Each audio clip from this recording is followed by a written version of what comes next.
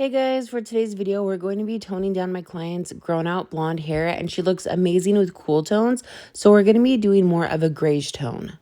Also, if you guys want to, you can follow me on Instagram at Modern Blonde by Christy.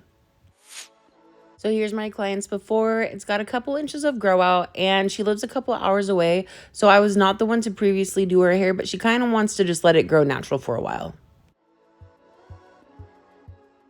We are going to maintain a little bit of brightness around her face though, so I'm going to do some facial framing highlights with Schwarzkopf Blonde Me with 20 volume and Olaplex.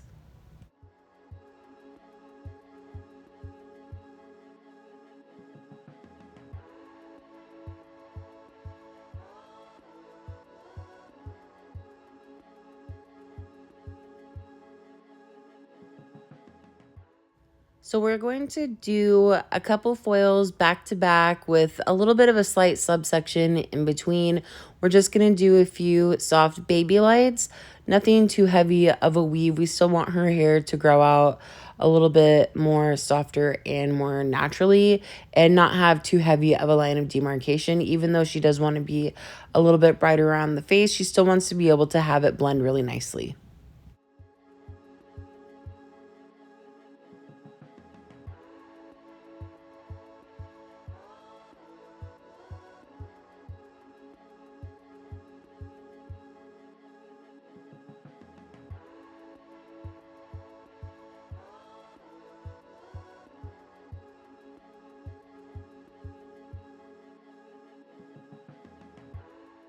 When I'm doing some brightening around the face, I only do max 3 or 4 foils on the hairline.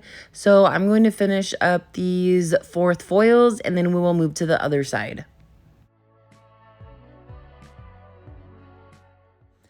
On this side, you can see a little bit better how thin of a section that I'm taking for my baby lights. I'm just taking some really fine, thin weaves.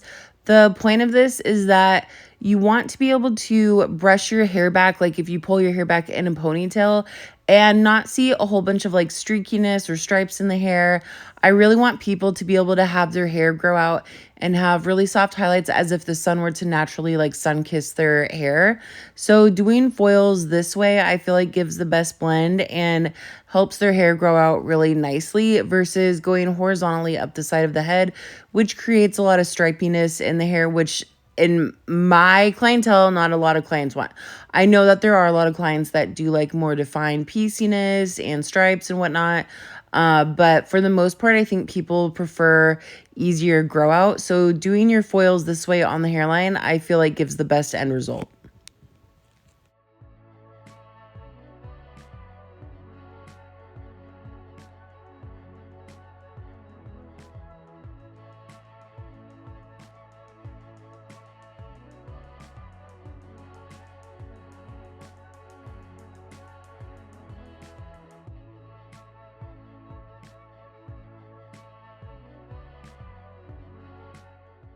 Again, we're just going to go 4 back and then move to the top of the hairline for the money piece.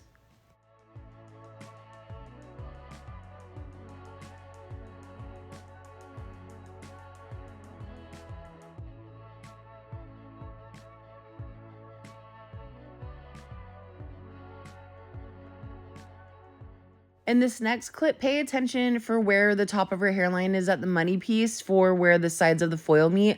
If I was going to go straight down the center of the mohawk section, she would not have coverage at the temple area for the sides of her head. She would have like dark holes at the top of her forehead. So I am doing her money piece foils from the center of her forehead out to the sides. That's going to ensure that she has good coverage all the way around her hairline. A lot of people don't necessarily always have a forehead that just is a straight line. Like some people have more of a triangle or like a widow's peak or a rounded. So sometimes you have to go from the center of the forehead out to the side and do your foils versus just straight down the center.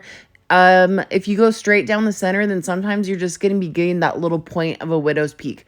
So in those cases, I like to go from the center and work my way out to make sure that I have good coverage, because I have had people come in and they're like, I feel like when I pull my hair back, I don't have good coverage of highlights all the way around my hairline.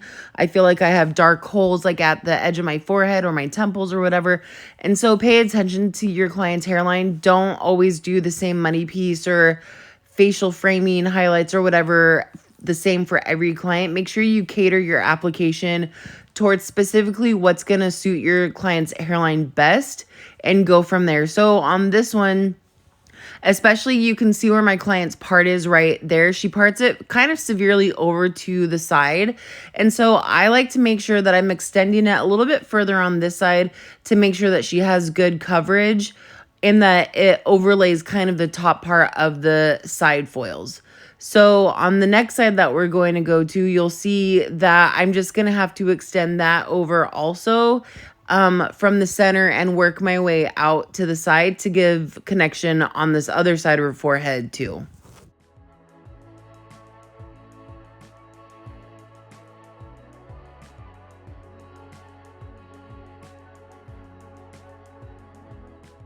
And again, we're just going to be doing some really fine baby light weaves here also, because we don't want it to be like too stripy of a money piece. We want to be brighter around the hairline, but not necessarily like super chunky. If you have a client that just wants like a super bold like money piece and they don't really care about subtlety, then you could go in with just some really strong slices or two slices back to back or whatever. So for me personally, because we want to have it be a little bit softer and not grow out too heavily, I'm just going to be doing weaves back to back.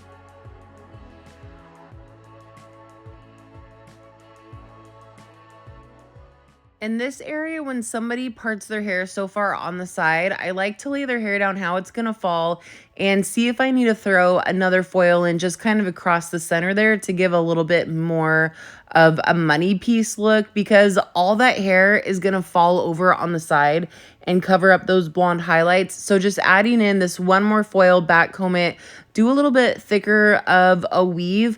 This is going to give her a little bit more brightness than what she would normally have, because all that hair is going to fall on top of it. And have you ever done like somebody's money piece and you think that it's going to be nice and bright, but then when they part their hair, like all their hair covers up the blonde? Adding that little extra foil in there will help ensure that they will keep some extra brightness. Okay, while her hairline is processing, we're going to mix her foils that we're going to go through and add some depth into her hair. I'm using Greige My Identity 6NI and 7BB equal parts. And I'm actually doing this foil to be darker than the color we're going to tone all over at the very end. I want her to have some extra dimension and depth in the hair.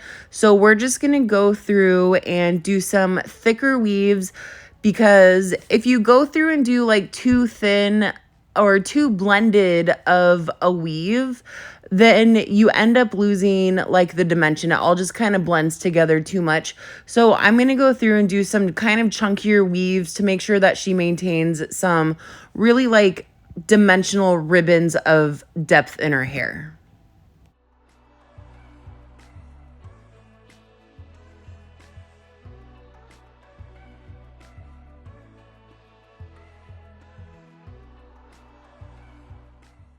So mostly in this area where she parts her hair, I'm going to do these a little bit closer together with less of a subsection.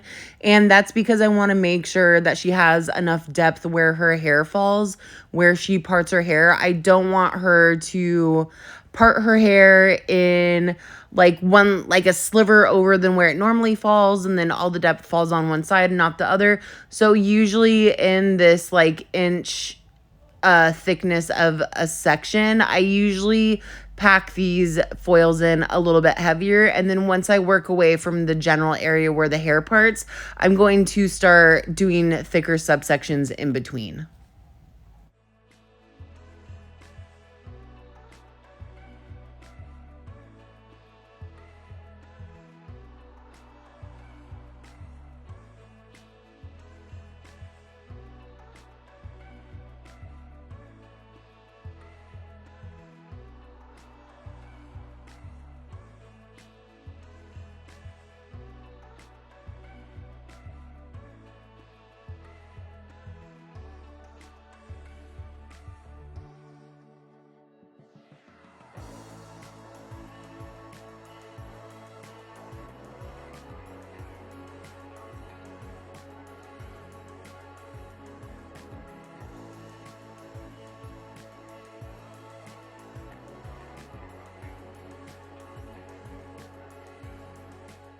So you can see in this next section that I'm taking, I'm starting to go more diagonally down the side of the head.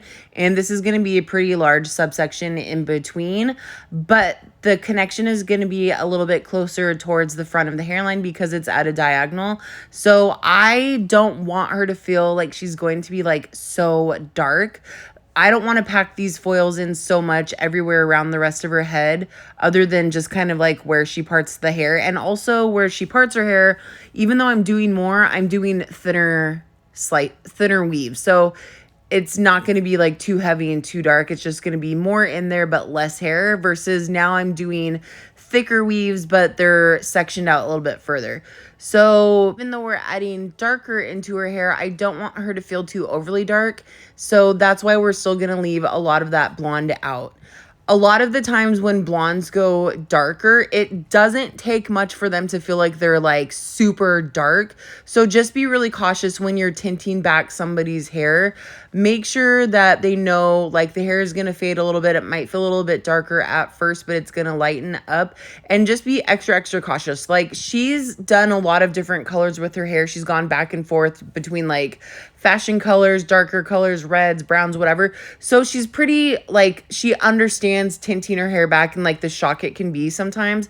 But if this is like a first time that your client's going to be doing this, you might not want to go as dark as what they bring a picture in, because I've done that before and then the clients are like, oh my God, my hair's black. And you're like, calm down, it's a level 7. So when you go from like platinum blonde or really, really bright blonde down to even just a level 7, on those clients, it can feel like way too dark. So just be really cautious and make sure that you have a great consultation with your client to make sure that they understand it's going to feel very, very dark, and to make sure that you're applying the right level of color that will be best for them.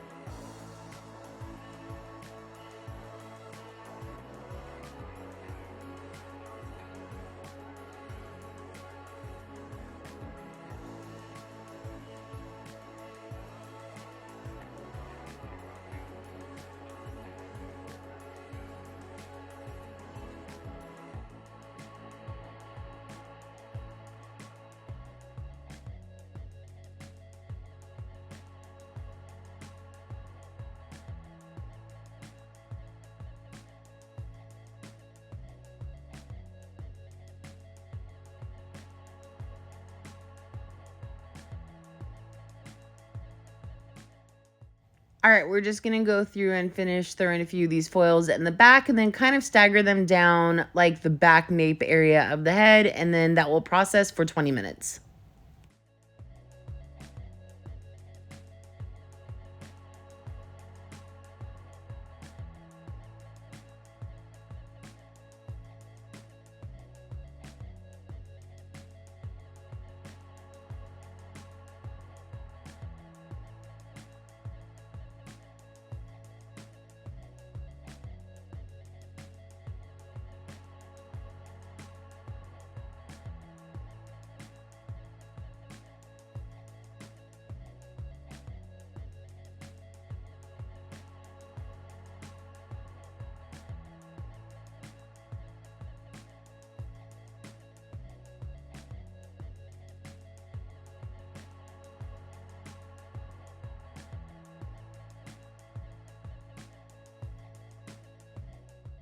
All right, we're just gonna finish throwing in these last few foils and then that will be our full application.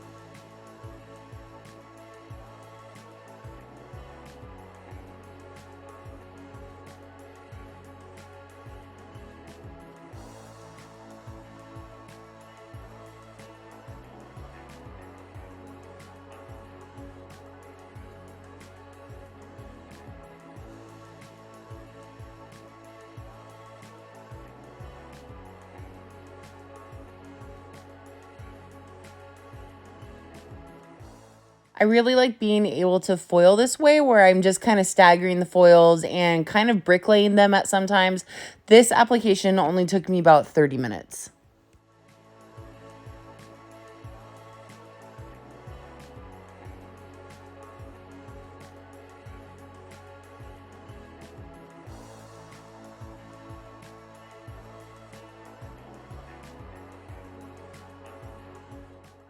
All right, now that we're gonna rinse her hair out, we are going to tone for her overall like greige color. We're going to do equal parts 7-4 and 8-0 and just a little dash of 721. That 721 is so strong. If you overdo it, it can be so overpowering and give too much of like a green blue tint to the hair. So be very cautious when using that color. So I'm going to be doing an Olaplex treatment on her just to help even out the porosity of her hair before we do our application. As we're combing out her hair, you can see those darker foils that we put in starting to show through, breaking up her blonde quite a bit and giving her some nice depth in her hair.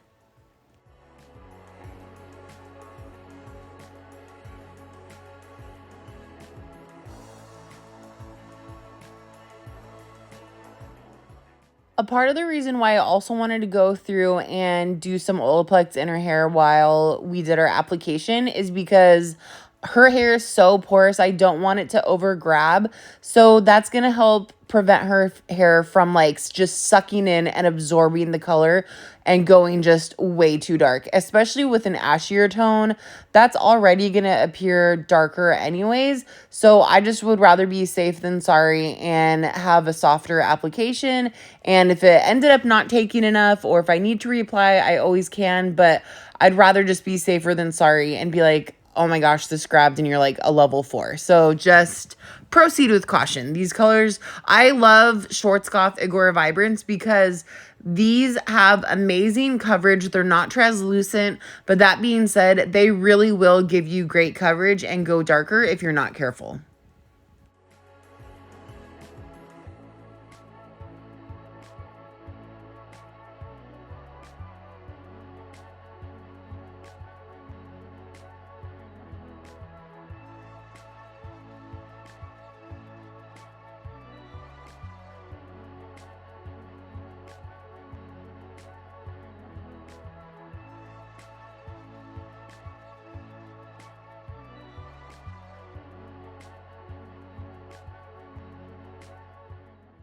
Also, when I do my root shadow and tint backs, I find that I really like working from the nape of the neck all the way up to the top of the crown, and then also doing my sides sectioning this way. I don't like going horizontal up the side of the head. I kind of like taking vertical partings and working my way forward.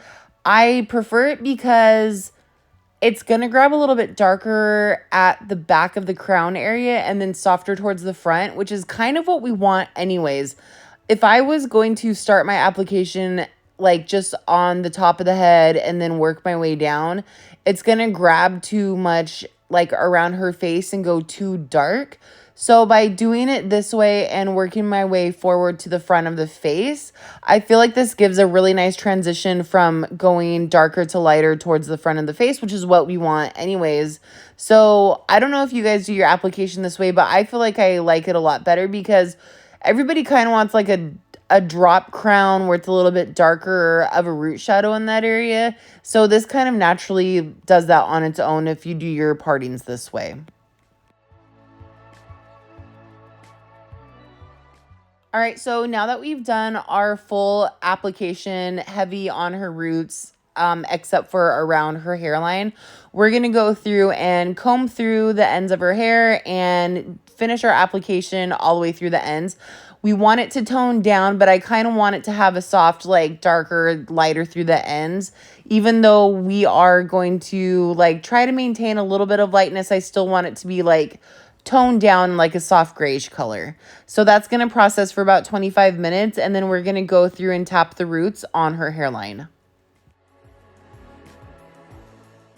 All right, now we're going to go through and tap her roots on the hairline, and we're going to apply this foil just to make sure that as we lay the hair back, it's not going to touch any of that color through the ends of her hair. So we want a little bit of protection. So we're just going to go through and hit the roots, give her a little bit of a shadow.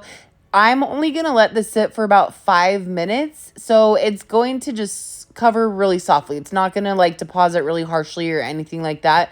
She's just going to have a really soft shadow right on her hairline.